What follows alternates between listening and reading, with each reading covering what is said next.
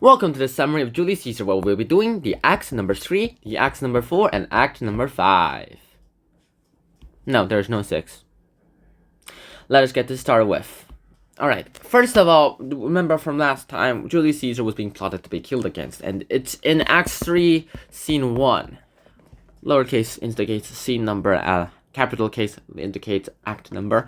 We go ahead and find that Julius Caesar himself is destroyed, and is absolutely... what is the word for all this you could think of? I would say cooked if I was in the Gen Z kind of thing, but no, I'm not. In Act 3, Scene 1, we have our Julius Caesar having his final appearance, and this is arguably the most famous scene in the entirety of the play. Why? Mainly because this is where Julius Caesar dies, or in other words, assassinated. How was he assassinated? Well, I'm pretty sure you can see from the cover that you can see it's a stabbing. We have our Julius Caesar going ahead and surrounded by all of his consul members. We draw him with a crown. With all his consul members, and then they're all going ahead and begging for the fact to have one of their own to be returned. It's the Ides of the March, as a little side note, and then they're all like, let this guy return to Rome, he has pretty much done nothing wrong. And Julius Caesar are like, I am as unwavering as the North Star, you might as well try to move Olympus before you try to move my decision. And then they all get sick of all this stuff and go straight to the stabbing.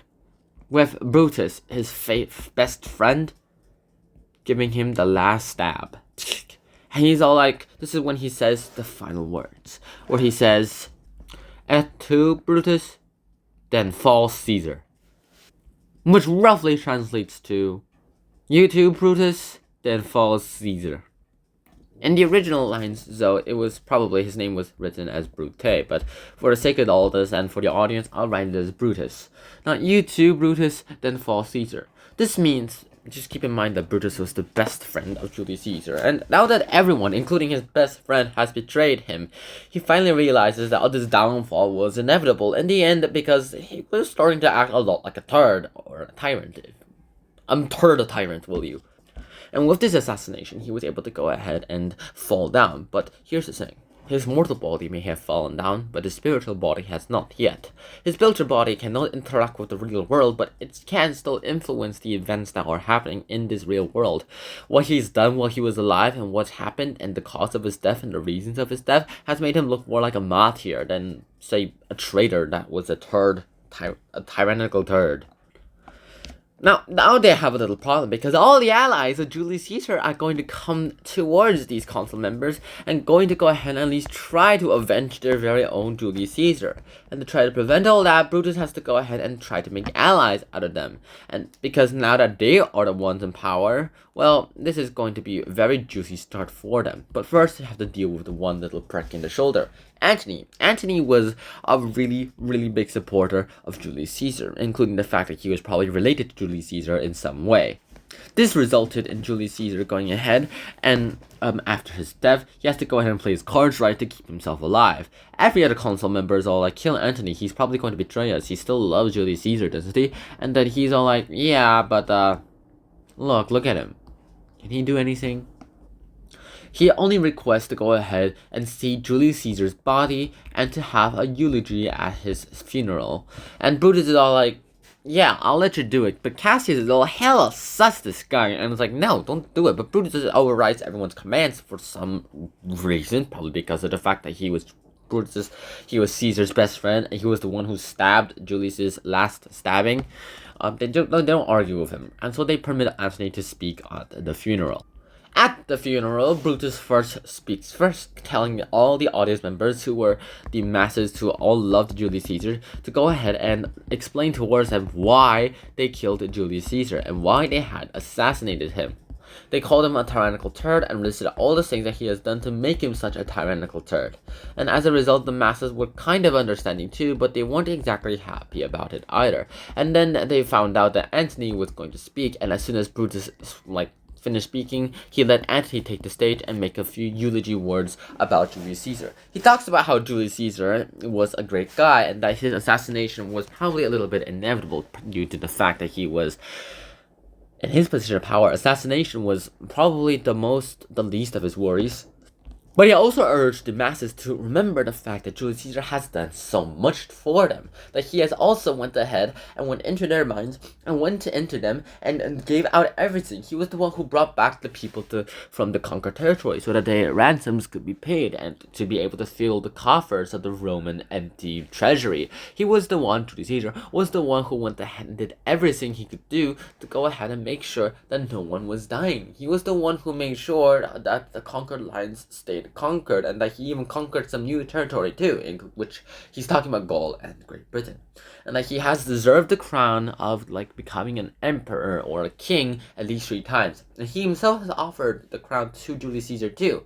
Now every time he was offered it, he declined it. Though he has become the consul for life, this is far from over, and this essentially instigated a rebellion among the masses for the fact of Caesar, especially after they saw numerous amounts of holes that were inside Julius Caesar's body after all the multiple stabbings towards his body too.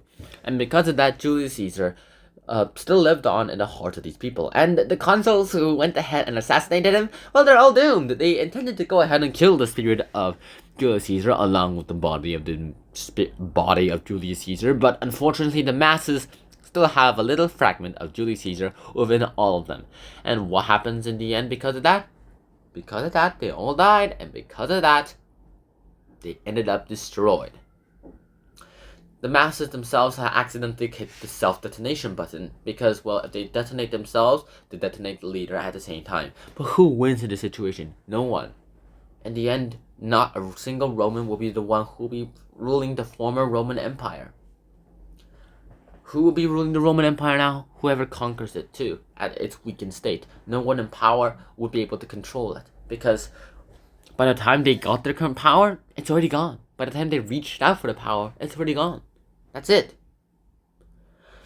And because of that, they have to deal with a now mutinous entity who is leading a bunch of angry rebellions. And now that Brutus himself has finally realized the situation that he has accidentally caused, he's tried to do all these battles to try to reclaim the land. But unfortunately, it didn't happen.